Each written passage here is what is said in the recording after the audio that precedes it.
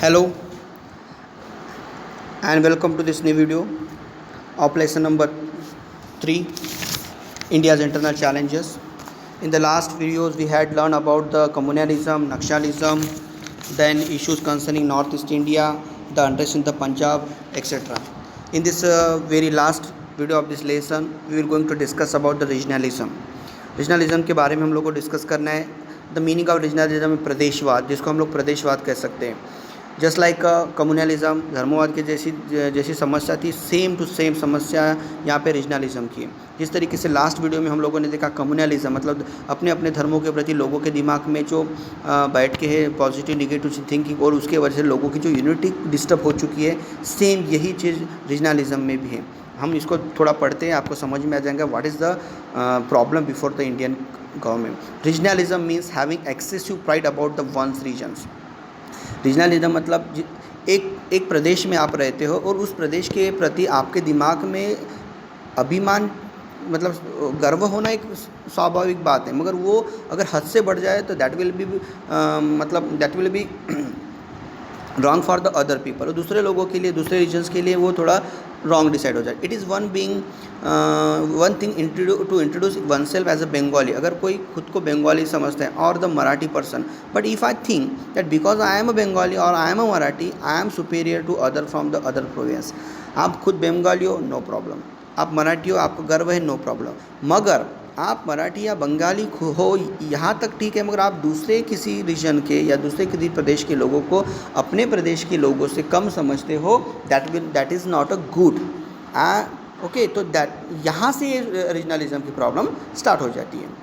It can be term an excessive regional pride, the love for one's province turn morbid due to this kind of an excessive regional pride. इससे क्या होगा कि आपके दिमाग में आपके स्टेट के प्रति जो अभिमान है, नो प्रॉब्लम, बट दूसरे के स्टेट के प्रति आपके दिमाग में नेगेटिव थिंकिंग आ जाएगी. वहाँ के लोगों के प्रति आपके दिमाग में मतलब जहर पैदा हो जाएगा. आप उनको खुद एक इंडिया के सिटीजन ऐसे समझते नहीं हो. It is natural to feel love for one's province, but it should not become abnormal. आपको आपके स्टेट के कल्चर के बारे में, खान पान के बारे में, जो कुछ भी आपके स्टेट्स में है, आपको अगर उसका गर्व है तो नो प्रॉब्लम. बट आप उसी समय दूसरे स्टेट के लोगों को अगर कम समझते हो या उनको हीनता से देखते हो, that will be the problem. वो प्रॉब्लम खड़ा हो सकता है. Regionalism thrives and regional imbalance in development. Regionalism से हुआ क्या है कि जो स्टेट्स है, जैसे कि 29 states are there in India right now, तो 29 स्टेट्स की जो अगर जोग्राफिकली हम लोग अगर देखें तो सभी के सभी स्टेट्स एक समान नहीं है. कुछ स्टेट में मतलब नेचुरल जो रिसोर्सेस है वो अच्छे हैं, उस वजह से वो स्टेट अच्छे डेवलप हो चुके हैं. कुछ स्टेट अभी भी थोड़े से लैगिंग बिहाइंड है, उनकी डेवलपमेंट वो नहीं हुए. उसके लिए वहाँ का भौगोलिक वातावरण उसके लिए रिस्पॉन्सिबल है. मगर लोग इसको अलग तरीके से ले रहे हैं. कुछ लोग सुपीरियर समझ रहे हैं क्योंकि वो ऑलरेडी डेवलप हो चुके हैं कुछ स्टेट्स, और कुछ स्टेट्स जो बैकवर्ड रह चुके हैं उसके पीछे के रीजंस को ना ढूंढते हुए वो एक दूसरे को मतलब खुद को प्रूफ करने के चक्कर में रीजनलिज्म की यहाँ पर क्या हो गई समस्या खड़ी हो चुकी है. देखिए, regionalism thrives on regional imbalance in development in the post independent period. Post independent के बाद का जो पीरियड है after 1947, some state achieved more progress. कुछ जो स्टेट्स हैं उनको अच्छी प्रोग्रेस मिली, अच्छी डेवलपमेंट है. But some states remain backward. अभी भी कुछ स्टेट बैकवर्ड रह गए. For example states like Maharashtra, Gujarat, Punjab, Tamil Nadu develop economically and industrially, क्योंकि यहाँ पर अच्छी मतलब जिसको हम लोग मिनरल्स के बहुत सारे रिसोर्सेज थे, इस वजह से ये स्टेट्स डेवलप हो गए इकोनॉमिकली और इंडस्ट्रियली. इंडस्ट्रीज तैयार हो गई, इस वजह से इकोनॉमिकली अपने आप ही डेवलप हो गए. वेरा states like Odisha, Bihar, Assam remain undeveloped. ये पीछे रह गए economically and industrially. Economically development reforms are the foundation of progress. As a result the state that develop economically can also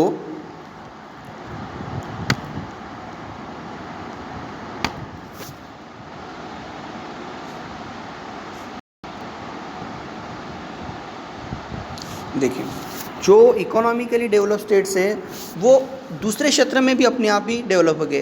achieve progress in the other areas like education हो गया, health हो गया, culture हो गया. The states which have not develop in this manner, जो economically develop नहीं थे या इंडस्ट्रियली जो डेवलप नहीं थे, इस वजह से वो एजुकेशन, हेल्थ, कल्चर इसमें भी बैकवर्ड ही रह गए. Remain backward in the education and civic amenities. Civic amenities मतलब जो सुविधाएँ होती है, इसके मामले में भी ये पीछे रह गए।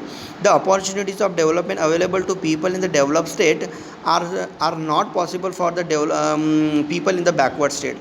जो अपॉर्चुनिटीज़ डेवलप स्टेट्स के लोगों को मिली है खुद को डेवलप करने के लिए, वही अपॉर्चुनिटीज़ बैकवर्ड स्टेट्स के लोगों को नहीं मिल रही है। They are harassed by the problems of education. अभी भी वो उसी समस्याओं से जूझ रहे हैं, just like education, backwardness, unemployment मतलब रोज़गार नहीं है उनके पास, पॉवर्टी है, गरीबी है। They begins to think that they are being cheated, और उनके दिमाग में एक सोच तैयार हो गई कि वो चीट हो रहे हैं, मतलब गवर्नमेंट उनके साथ जानबूझ कर चीट कर रहे हैं। They are being kept away from the benefits of the development. उनको जानबूझ के से डेवलपमेंट के फ़ायदों से दूर रखा जा रहा है। Because of this the understanding between the states is broken. इस वजह से एक डेवलप और अनडेवलप स्टेट्स के बीच में की जो अंडरस्टैंडिंग है वो पूरी तरीके से ब्रोकन हो चुकी है। This is turn has a negative impact on national unity, और इसी का इम्पैक्ट हमारे राष्ट्रीय एकता के ऊपर हो रहा है। The economic imbalance that has endangered this understanding needs to be set right, और government makes efforts in that direction. और अगर इकोनॉमिकली एक स्टेट बहुत स्ट्रांग है, एक मतलब बैकवर्ड है, तो इससे क्या होगा कि इंडिया की यूनिटी को डेंजर्ड है और इसको दूर करना बहुत ज़रूरी है। वो भी वक्त रहते और गवर्नमेंट इसके लिए वर्क कर रही है। But regionalism can affect developed as well as undeveloped state. देखिए, जो स्टेट डेवलप्ड है और जो स्टेट अनडेवलप्ड है, मगर उनके बीच में ये जो रीजनलिज्म की समस्या तैयार हो चुकी है, और इस समस्या से दोनों को तकलीफ है। The people of developed state begin to believe that they are superior due to their superior history and culture.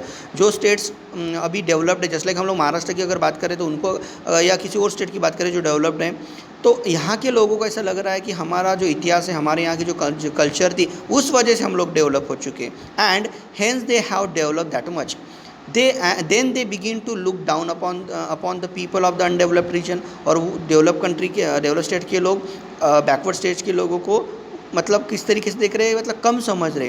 They are not willing to share the benefits of development with the backward state. और खुद के development, खुद के state में जो develop हो चुके हैं, यहाँ पे जो फ़ायदे बैकवर्ड के जो स्टेट बैकवर्ड रह चुके उनके लोगों के साथ शेयर करना ये डेवलप स्टेट के लोग कर नहीं रहे।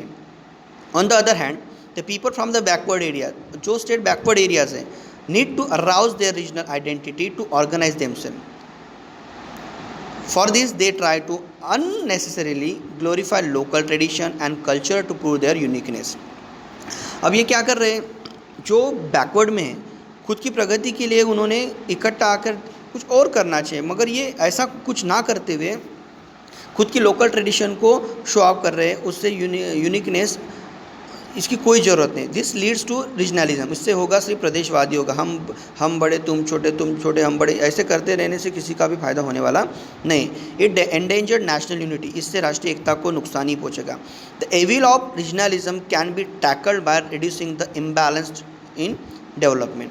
आपको अगर इसको समस्या को दूर करना है तो ये जो इकोनॉमिकली इम्बैलेंस है इसको दूर करना पड़ेगा, और this is the challenge before the country. We all studied a few challenges that India is facing. हम लोगों ने इस लेसन में बहुत सारे प्रॉब्लम्स देखे, चैलेंजेस देखे जो इंडिया फेस कर रहे हैं। Apart from this there are several problems like over population, cleanliness, agriculture and the problems of the farmer, poverty, housing and food. We are trying to overcome this and move forward. We are progressing steadily. In the next chapter we shall learn about the progress in the economical field. देखिए, कुछ problems हम लोगों ने यहाँ पे discuss की, just like naxalism, communalism, regionalism, but इतने ही प्रॉब्लम नहीं। अपार्ट फ्रॉम दिस और भी बहुत प्रॉब्लम्स है, जस्ट लाइक ओवर पॉपुलेशन, लोक संख्या के बारे में अगर हम लोग देखे जाए, दुनिया में दूसरे नंबर पे हम ऑलरेडी पहुँच चुके हैं।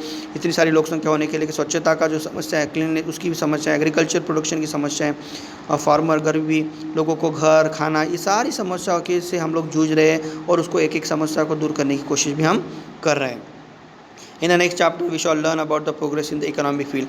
तो हमें नेक्स्ट लेसन में इकोनॉमिक फील्ड में किस तरीके से इंडियन गवर्नमेंट ने या इंडिया ने प्रोग्रेस की है उसके बारे में हम लोग डिस्कस करेंगे। Till then, bye bye.